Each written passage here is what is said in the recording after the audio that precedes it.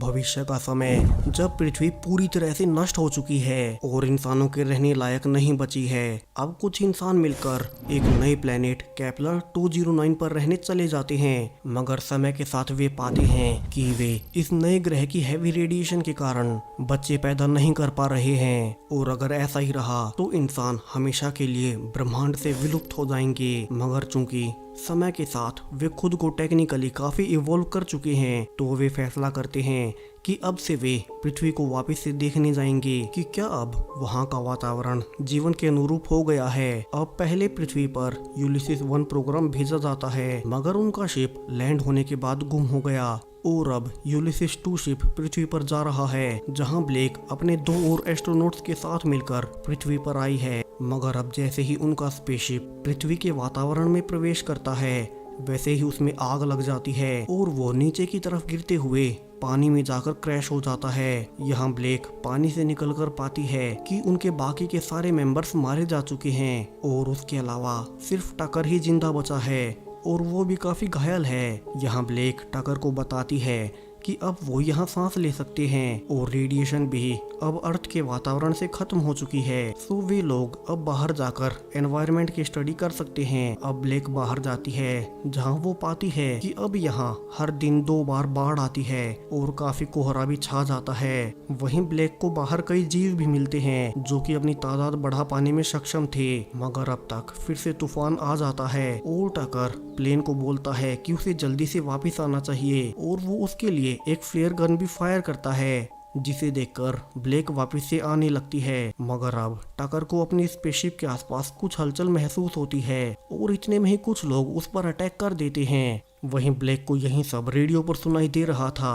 और वो जल्दी से स्पेसशिप की ओर जाने लगती है, मगर अब वो लोग उसे भी टकर के साथ पकड़ लेते हैं। अब ब्लेक पाती है कि उसे एक कुएं के अंदर बंद किया गया है। वहीं टकर भी काफी बुरी तरह से घायल है और उसका काफी सारा खून भी बह रहा है। सो ब्लेक कुएं के ऊपर चढ़कर उन लोगों से मेडिकल किट मांगने लगती है जो कि उनकी शिप में है, मगर अब इसी बीच वो नीचे गिर जाती है और वो टकर को बताती है कि ये एक इंसानों की बस्ती है और उससे भी हैरानी वाली बात कि उसने वहाँ बच्चे देखे हैं, यानी कि अब पृथ्वी के वातावरण में फिर से बच्चे पैदा किए जा सकते हैं। अब ब्लेक उससे कहती है कि उन्हें किसी तरह से ये इन्फॉर्मेशन केपलर 209 तक पहुंचानी होगी ताकि वे भी यहां आ सके, मगर टकर उससे कहता है कि वे ऐसा नहीं कर सकते क्योंकि उन लोगों ने उनकी पूरी स्पेसशिप को तबाह कर दिया है। जिस पर ब्लेक कहती है कि वो अपना बायोमीटर ढूंढेगी जिसे कि उन लोगों ने शायद उठा लिया होगा और फिर यूलिसिस 1 के शटल का यूज करके वो ये सारी इंफॉर्मेशन केपलर 209 तक पहुंचा देगी। अब टकर उससे कहता है कि मगर वो उसका साथ नहीं दे पाएगा क्योंकि उसका काफी खून बह चुका है और अब इतने में ही उसकी मौत हो जाती है। अब यहाँ से ब्लेक केपलर 209 पर अपने पिता को याद करती है जो कि उससे पहले वाले मिशन यूलिसिस 1 पर यहाँ पृथ्वी पर आए थे जब ब्लेक एक छोटी बच्ची थी और उसके बाद से उनकी कोई खबर नहीं है। अब कुएं में पानी भरना शुरू हो जाता है, तो ब्लेक को बाहर निकालकर अब एक बोट पर लाया जाता है क्योंकि हर रोज दिन में 2 बार यहाँ बाढ़ आती है और यहीं टकर का फ्यूनरल भी किया जाता है। अब अगली सुबह ब्लेक को फिर से कुएं में छोड़ दिया जाता है जहां उसे एक बच्ची माइला मिलती है जिससे कि उसकी काफी अच्छी दोस्ती भी हो जाती है। सो ब्लेक माइला से कहती है कि उसे उसके बायोमीटर वाला बॉक्स चाहिए और माइला उसके लिए हाँ कह देती है, मगर वो उसे वापस ला पाती उसके पहले ही वहाँ कुछ और लोग आकर अटैक कर देते हैं और उनके सारे बच्चों को किडनैप करके ले जाने लगते हैं, जिनमें से एक माइला भी थी जिसे कि ब्लेक कुएं से देख रही थी और वो देखती है कि माइला के हाथ में वही बॉक्स है जिसके अंदर उसका बायोमीटर है। तो वो उसके पीछे जाने लगती है जहां वो पाती है कि माइला इन सब की लीडर नार्विक की बेटी है। तो दोनों उसे बचाने के लिए उसके पीछे जाने लगते हैं जहां फाइनली वे माइला को देख लेते हैं जिसे कि कुछ लोग बोट में लेकर जा रहे थे। अब नार्विक अपनी बेटी को बचाने के लिए उन सब पर फ्लेयर गन से हमला करने वाली थी, मगर ब्लेक उसे बोलती है कि इससे उन्हें कुछ नहीं होगा और वे पकड़े जाएंगे, मगर नार्विक उसकी बात नहीं मानती। सो ब्लेक उसे मारकर बेहोश कर देती है और उस फ्लेयर गन को ऊपर फायर करती है जिसे देखकर वे लोग डिस्ट्रैक्ट हो जाते हैं और इसी का फायदा उठाते हुए ब्लेक उसी शिप में चढ़ जाती है और माइला को भी ढूंढ लेती है और अब उसी के साथ बंदी होने का नाटक करके बैठ जाती है। अब इन सारे लोगों को जो कि बंदी बनाए गए थे एक बड़ी शिप पर लाया जाता है, जहां इनका लीडर गिब्सन ब्लेक को पहचान लेता है और अपने साथ ऊपर ले जाता है।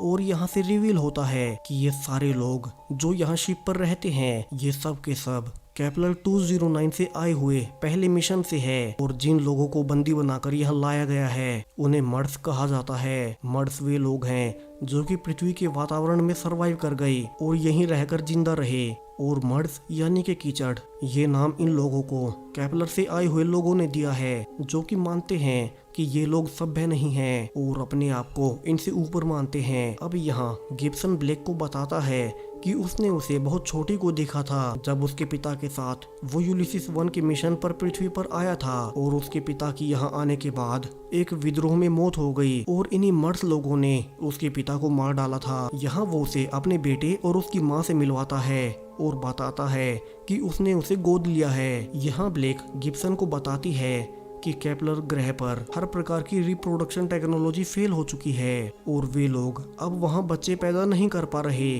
और अगर ऐसा ही रहा तो वहाँ जल्दी ही सारे इंसान खत्म हो जाएंगे। और ब्लेक गिब्सन को ये भी बताती है कि उसका बायोमीटर एक बच्चे के साथ यहीं आ गया है और उसी की मदद से वे लोग केपलर 209 तक ये इंफॉर्मेशन पहुंचा सकते हैं कि अब पृथ्वी पर रहा जा सकता है। अब अगली सुबह जब ब्लेक नहाती है तो पाती है कि उसके प्राइवेट पार्ट से खून निकल रहा है, यानी कि उसके पीरियड्स आने शुरू हो गए हैं। अब चूंकि उसे कुछ वक्त हो चुका है पृथ्वी के वातावरण में आए हुए, सो अब उसका रिप्रोडक्टिव सिस्टम फिर से नॉर्मल हो गया है, यानी कि अब वो भी बच्चे पैदा कर सकती है। और ये देखकर ब्लेक काफी खुश होती है। अब इसके बाद ब्लेक को गिब्सन एक क्लासरूम में ले जाता है जहाँ वो देखती है कि वहाँ मर्स के लाए हुए छोटे छोटे बच्चों को पढ़ाया जा रहा है और उनमें से एक माइला भी है। यहाँ गिब्सन उसे बताता है कि वो मर्स के बच्चों को यहाँ उठाकर इसलिए लाए हैं ताकि उन्हें पढ़ा लिखा सके। अब ब्लेक शाम को नील के पास जाती है और वो ब्लेक को अपने पास एक पौधा दिखाता है और बोलता है कि ये एक ट्री है। अब ब्लेक ये देखकर काफी हैरान थे क्योंकि अब पेड़ पौधों को खत्म हुए कई साल हो चुके थे और किसी को उनका नाम तक नहीं पता। वहीं ब्लेक को भी पेड़ों के बारे में उसके पिता ने बताया था जो कि पहले मिशन पर यहाँ पृथ्वी पर आ गए थे। तो वो नील से पूछती है कि उसे पेड़ों के बारे में किसने बताया और वो उसे बताता है कि यहीं नीचे एक आदमी बंद है जिसने कि उसे पेड़ों के बारे में बताया है। अब यहाँ से ब्लेक को शक होता है और वो खुद ही नीचे केबिन तक पहुंच जाती है जिसके बारे में नील ने उसे बताया था। वहीं अब तक वहां गिब्सन भी आ जाता है और ब्लेक ये देखकर हैरान होती है कि जो आदमी केबिन में बंद है वो उसका पिता है। यहाँ से वो गिब्सन से पूछने लगती है कि उसने उसके पिता को यहाँ बंद करके क्यों रखा है, जहाँ गिब्सन उसे बताना शुरू करता है कि यहाँ पृथ्वी पर आने के बाद उसके पिता ने मर्स में से एक लड़की से शादी कर ली और फिर वो अपने मिशन के बारे में भूल गए और वो नहीं चाहते थे कि केपलर 209 तक ये जानकारी पहुंचे कि अब पृथ्वी पर रहा जा सकता है और इसीलिए उसी ने पहले यूलिसिस मिशन को भी तबाह कर दिया। अब ब्लेक सालों बाद फाइनली अपने पिता से गले मिलती है और फिर उनसे पूछने लगती है कि उन्होंने ऐसा क्यों किया, मगर उसके पिता कहते हैं कि ये पृथ्वी अब उनकी नहीं रही और अब ये पृथ्वी मर्स की है जो कि कभी इसे छोड़कर नहीं गए और वहीं यहाँ के मूल निवासी हैं। अब ऊपर जाकर ब्लेक को एक वेदर स्टेशन पानी में दिखाई देता है तो वो गिब्सन को कहती है कि अगर उसे उसका बायोमीटर मिल जाए तो वे इस वेदर स्टेशन के जरिए केपलर से कांटेक्ट कर सकती है। गिब्सन उसे कहता है कि केपलर को सिर्फ यहाँ बच्चे पैदा होने का सबूत चाहिए, जिस पर ब्लेक उसे बताती है कि यहाँ आने के बाद उसका भी रिप्रोडक्टिव सिस्टम अब नॉर्मल हो चुका है और वो यही सब केपलर को भी बता देगी। जिस पर गिब्सन उसे कहता है कि वो उसका बायोमीटर जल्द ही ढूंढ लेगा। अब रात हो चुकी थी जहाँ सब लोग खाना खा रहे थे, मगर तभी अचानक से लाइट चली जाती है और बाहर से गार्ड्स के चिल्लाने की आवाज़ आने लगती है। वहीं एक गार्ड आता है और उन्हें बताता है कि मर्स से कोई आदमी यहाँ घुस गया है और उसी ने जनरेटर को बंद कर दिया है। अब गिब्सन ब्लेक और अपनी फैमिली को कमरे में जाने को कहता है और गार्ड्स को शिप की तलाशी लेने को कहता है, मगर ब्लेक अपने कमरे में नहीं जाती और शिप में नीचे जाने लगती है ये देखने के लिए कि वहाँ कौन घुसा है। तभी वो पाती है कि ये नार्विक ही है। जो कि अपनी बेटी माइला को छुड़ाने के लिए यहाँ आई है। सो ब्लेक नार्विक को उसकी बेटी के कमरे में ले जाती है, मगर तभी वहाँ गार्ड्स आते हैं और नार्विक को पकड़ कर ले जाते हैं। अब ब्लेक ऊपर गिब्सन के पास जाती है और उसे कहती है कि उसे मर्द के बच्चों को यहाँ किडनैप करके नहीं रखना चाहिए और वो सिर्फ लड़कियों को ही यहाँ क्यों रख रहा है। अब गिब्सन उसे बताता है कि केपलर 209 पर अब औरतों की उम्र 45 के आसपास हो चुकी होगी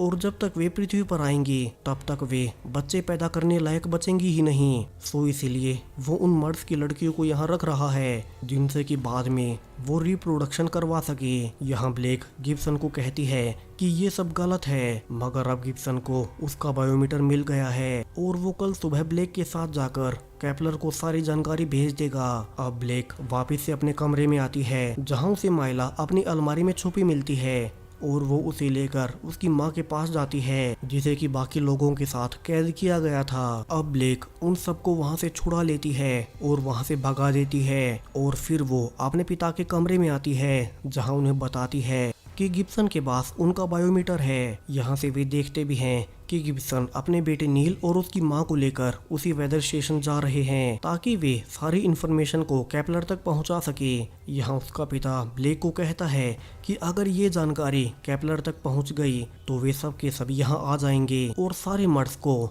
जो कि पृथ्वी के मूल निवासी हैं इन्हें गुलाम बना लेंगे, क्योंकि अब पृथ्वी इन्हीं मर्द की है, ना कि केपलर वासियों की जो कि इसे तबाह करके चली गई थी। अब ब्लेक उसी वेदर स्टेशन जाने लगती है गिब्सन को रोकने के लिए ताकि वो ये जानकारी केपलर तक न पहुंचा सके, मगर गिब्सन अब उस पर गन पॉइंट कर देता है और उसे बताता है कि नील उसी का भाई है, क्योंकि उसके पिता ने जिस मर्द लड़की से शादी की थी उसी से नील पैदा हुआ है। और इतना कहकर वो नील की माँ को भी गोली मार देता है। अब ये सब देखकर ब्लेक पीछे हट जाती है और यहाँ से गिब्सन उसी बायोमीटर से सारी जानकारी फाइनली केपलर तक पहुँचा देता है, जिसके तुरंत बाद ब्लेक गिब्सन को लेकर पानी में कूद जाती है और वहीं उसे डुबाकर मार डालती है, जिसमें वो खुद भी मरने वाली थी, मगर नार्विक उसे वहां आकर बचा लेती है। वहीं अब तक उसके पिता भी वहां आ चुके थे, जहां अब नील और ब्लेक एक साथ बैठे थे। जहां नील ब्लेक से पूछता है कि क्या केपलर से सारे लोग यहाँ आने वाले हैं और वे उन्हें गुलाम बना लेंगे, जहां ब्लेक कहती है कि हाँ ऐसा होने वाला है,